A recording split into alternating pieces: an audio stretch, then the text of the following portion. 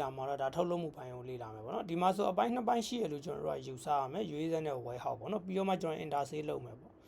အဲ့တော့ကျွန်တော်တို့တွေကအရင်ဆုံးဘာလုပ်ရမလဲဆိုတော့ရွေးစက်ကအဝယ်စရင်သွင်းရမယ်ပေါ့နော် product တွေကိုတိစောက်တဲ့ခါမှာ batch 8နဲ့သွင်းရမယ်ပေါ့နော်ပြီးတော့မှ manufacture လုပ်တဲ့အချိန်မှာကျွန်တော် raw to clean ဆိုတဲ့ဟာမျိုးထွက်လိုက်မယ်နော်ဒီလို manufacture လုပ်ရမယ်အဲ့ဒါဆိုရင်ကျွန်တော်တို့တွေက product ကိုတိစောက်တဲ့အချိန်မှာ raw ရယ် clean ရယ်ဆိုပြီးတော့ပုံစံတူနှစ်ခုကိုကျွန်တော်တို့ကတိစောက်ရလိမ့်မယ်နော်ဟုတ်ပြီအဲ့တော့ဒီအပိုင်းလေးကိုကျွန်တော်တို့ရင်သွားမယ်ပေါ့နော်ရင်သွားမယ်အဲ့ဒါဆိုရင်ကျွန်တော်ကထားပါတော့နော်ဒီမှာဆိုထားပါတော့ရွေးစက်ဆိုတဲ့စီကိုကျွန်တော်သွားလိုက်မယ်နော်ရွေးစက်စီတဲ့စီကိုရောက်ပြီဆိုတော့ကျွန်တော် inventory အရင်စပြီးထောင်မယ်နော်အဲ့တော့ inventory အထဲကိုသွားမယ် product တွေက product ပေါ့နော်အဲ့တော့ကျွန်တော် new ခေါ်လိုက်မယ်ထားပါတော့ JUST jazz ပေါ့နော်ဒါနမူနာပေါ့နော် jazz ရဲ့ဟာကိုမှ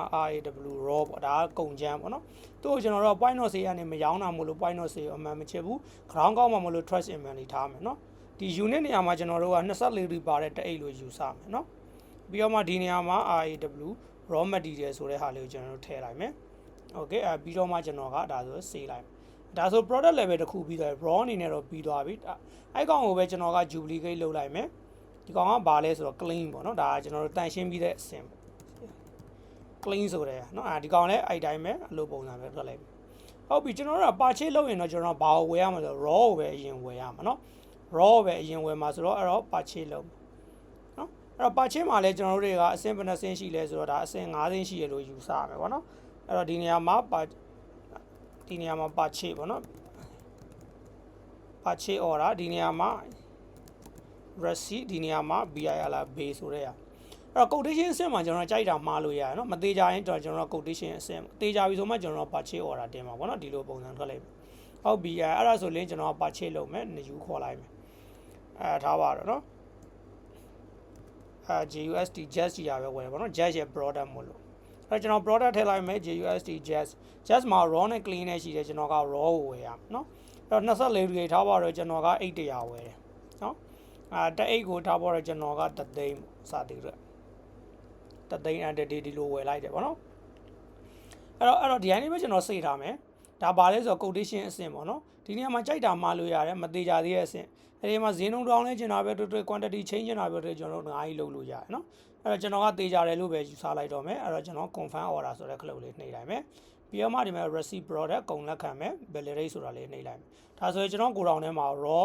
ဝင်လာပြီဗောနော်ပြီးတော့မှကျွန်တော်က create base ဆိုပြီးဒါ base ဖွင့်တဲ့ကိစ္စလုပ်မယ်ကျွန်တော်တို့ base တွေလေးထည့်မယ်confirm ဆိုတာလေးနှိပ်လိုက်ဒါကတော့ account site ကနေလောက်ရမှာပေါ့နော်အဲ့လိုပုံစံထွက်လိုက်အဲ့ဒါဆိုရင်ကျွန်တော်ဒီမှာ just raw ဆိုတဲ့ product တွေဝင်လာပြီပေါ့နော်အဲ့တော့ inventory တွေက body ထဲမှာကျွန်တော်သွားကြည့်လိုက်ဒီမှာဆိုရင် just raw ပေါ့နော်ဒီမှာဆို on hand 800 24 ဝင်လာပြီပေါ့နော်ဒီလိုပုံစံထွက်လိုက်ဟုတ်ပြီကျွန်တော်တို့တွေက raw ကနေကျွန်တော် clean ကိုလုပ်တယ်နော် clean ကိုရွှေ့တဲ့အခါမှာအဲ့ဒီရဲ့လိုအပ်ချက်ရထားပါတော့နော်JUST jazz ပေါ့နော်just raw ဒီကောင်းကိုပဲကျွန်တော်ကဘာလုပ်မလဲဆိုတော့ duplicate ထပ်လုပ်မယ်ဒါကဘာလဲခုနကဆက်လက်ကြီးတို့ဆက်လက်သေးတို့စသည်တွေပေါ့နော်အဲ့လိုရှိတယ်ဆိုလို့ရှိရင်ဒါပါတော့နော်ဆက်လက်ကြီး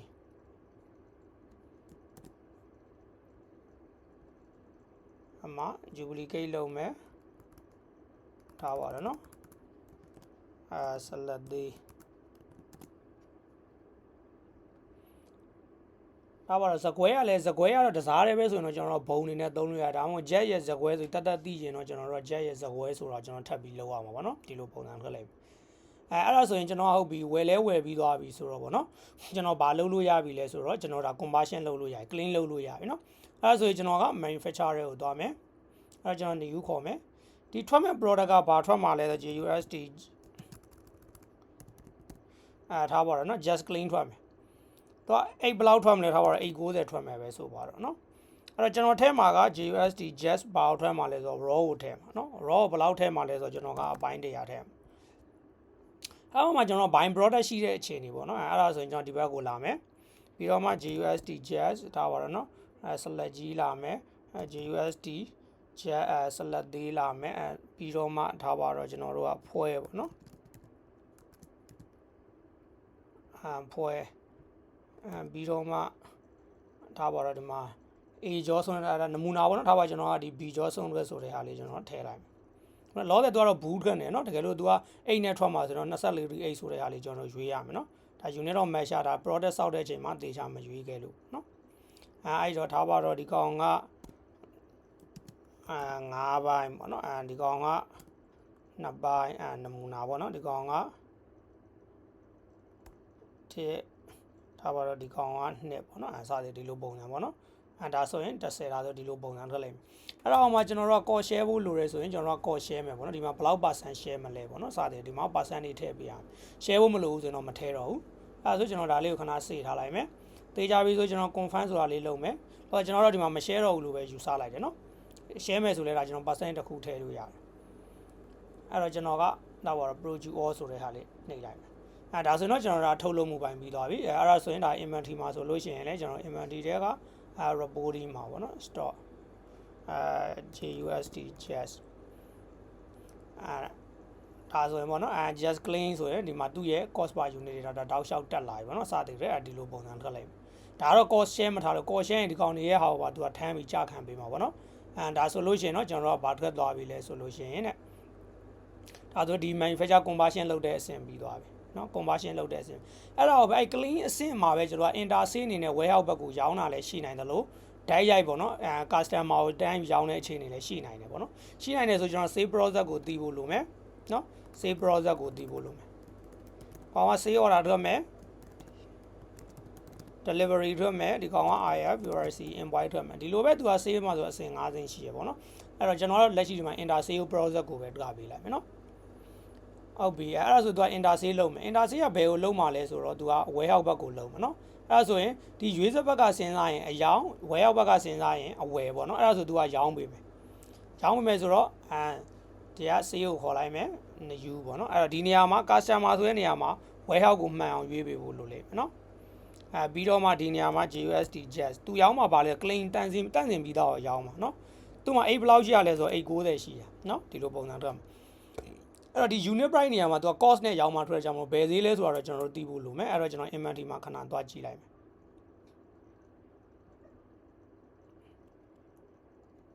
ဒါပါတော့เนาะjust clean ရဲ့ဟာကဒီ16လုံးတက်တက်ပေါ့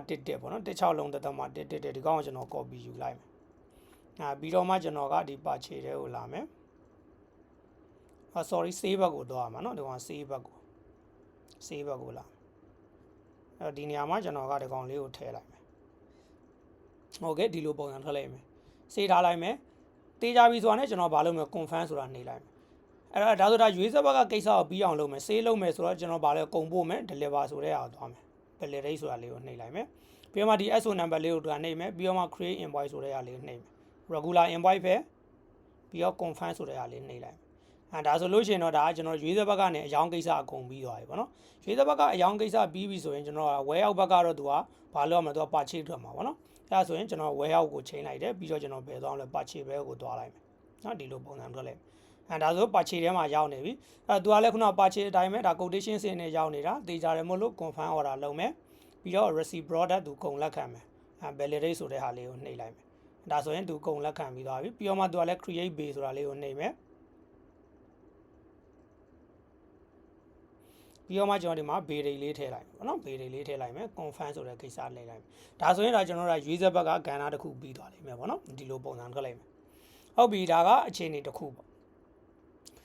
တကယ်လို့ဒါပေါ့နော်ကျွန်တော်တို့တွေကထားပါတော့ဒီ novelty တွေအခန့်တယ်ပေါ့နော်အခန့်တဲ့အခြေအနေပဲဆိုပါတော့လုံးဝမှသူက novelty ပဲကျွန်တော်တို့ service charge ယူပြီးအပ်တာပေါ့နော် service charge ယူပြီးအပ်တယ်ဆိုရင်ကျွန်တော်ကဘာလုပ်မလဲဆိုတော့ inventory ကနေကျွန်တော်ကုန်လက်ခံပေးရမယ်လက်ခံပေးရမယ်အဲ့တော့ blue product လည်းသိချင်တာမို့လို့ကျွန်တော်က product တစ်ခုစောက်လိုက်မယ်ထားပါတော့နော်လှရဲ့ product ပေါ့နော်ဒီမှာကဘာထွက်မှလဲဆိုတော့လှရဲ့ product ကိုမှကျွန်တော်ထားပါတော့နော်RAW raw ပေါ့နော် raw ထွက်မယ်ဒီမှာတော့24 8ပေါ့နော်အဲ့တော့ဒီကောင်ကလည်း category ကိုလည်းကျွန်တော်က RAW raw ထဲမှာပဲထည့်ထားလိုက်เนาะဒီလိုပုံစံထွက်လိုက်ဒါဆိုကျွန်တော် raw ရှိမယ်ပြီးတော့မှကျွန်တော်က duplicate လုပ်လိုက်မယ်ဗာ clean ဆိုတာရှိနိုင်သေးတယ်ပေါ့နော် clean ဆိုတာရှိနိုင်သေးတယ်ဒီလိုပုံစံထွက်လိုက်ဟုတ်ပြီအဲ့ဒါပြီးတော့မှကျွန်တော်ကဘာလုပ်မလဲဆိုတော့သူ့ရဲ့ကုန်ပစ္စည်းတွေလက်ခံမယ်เนาะဒါ purchase လုပ်တာမဟုတ်ဘူးเนาะကျွန်တော်တို့ကဒါ service လာအပ်တဲ့ဟာအဲ့ဒါလို့ဆိုကျွန်တော်ဘာလုပ်မလဲဆိုတော့ဒီ receipt ဆိုတဲ့ဟာလေးကိုကျွန်တော်နှိပ်လိုက်မယ် နှိပ်ပြီးတော့မှဒါ receive from ဒါပါ HL လေးလှပါเนาะလှစီကနေလက်ခံအဲ့တော့ owner လည်းဘယ်သူလဲဆိုတော့ HL လေးလှပဲပေါ့เนาะ owner လည်း assign owner လေးလှပဲအဲ့တော့ HL လေးလှရဲ့ raw เนาะကျွန်တော်ကဘယ်တော့တင်း100လက်ခံဆိုပါเนาะတင်း100လက်ခံတယ်အဲ့ဒါဆိုကျွန်တော် market to do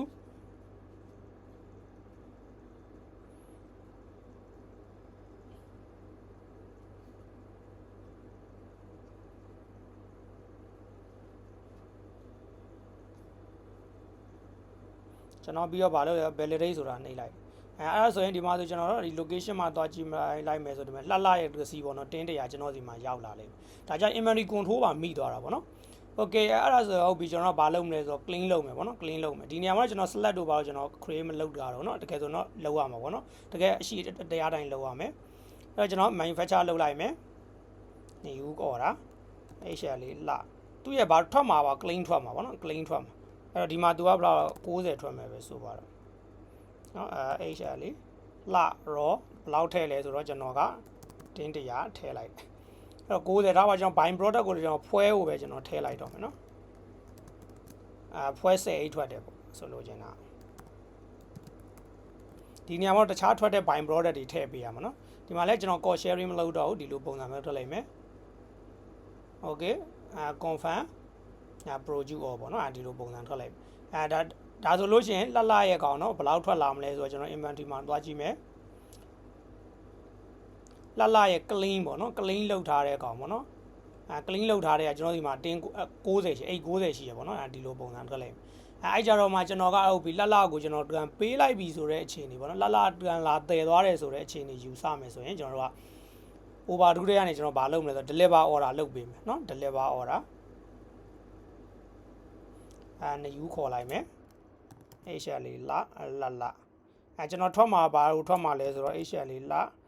ရဲ့ clean ပေါ့နော်တင်းဘယ်လောက်ထွက်မလဲဆိုတော့တင်း90ထွက်မယ်နော်ဒီလိုပုံစံထွက်လိုက်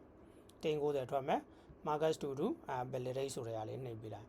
ဒါဆိုရင်ကျွန်တော်တို့ဒါတင်း90ပြန်ပေးလိုက်ပြီဒါပေမဲ့ကျွန်တော်ဘာတောင်းအောင်မလဲဆိုတော့ service charge တောင်းဖို့လိုတယ်နော် service charge တောင်းဖို့လိုတယ်အဲ့တော့ service charge တောင်းဖို့လိုတယ်ဆိုတော့ကျွန်တော်တို့ကနော်ဒီဆေးတဲကနေကျွန်တော်ရိုက်လိုက်မယ်နေယူပေါ့နော်HL လေးလှ HL လေးလှဒါ service charge ကျွန်တော်တောင်းနေတာမို့လို့နော် HL လေးလှအဲ့တော့ service charge အဲ့တော့ဒီကောင်တင်းရဘယ်လောက်လဲဆိုတော့တင်း100နော် unit က100ပေါ့နော် unit 100တ unit ကို3000ပေါ့နော်ဒါဆိုရင်ကျွန်တော်ကသူ့စီကနေ3သိန်းတောင်းရမယ်ပေါ့နော်ဒီလိုပုံစံထွက်လိုက်ဟုတ်ပြီကျွန်တော် confirm လုပ်လိုက်မယ်အဲ့တော့ဒီကောင်ကကျွန်တော် service product မို့လို့ကျွန်တော်က deliver ဆိုတဲ့ဟာပို့စရာမလိုဘူးเนาะအဲ့တော့ကျွန်တော်က create invoice ဆိုတာလေးဖွင့်လိုက်မယ် create and draft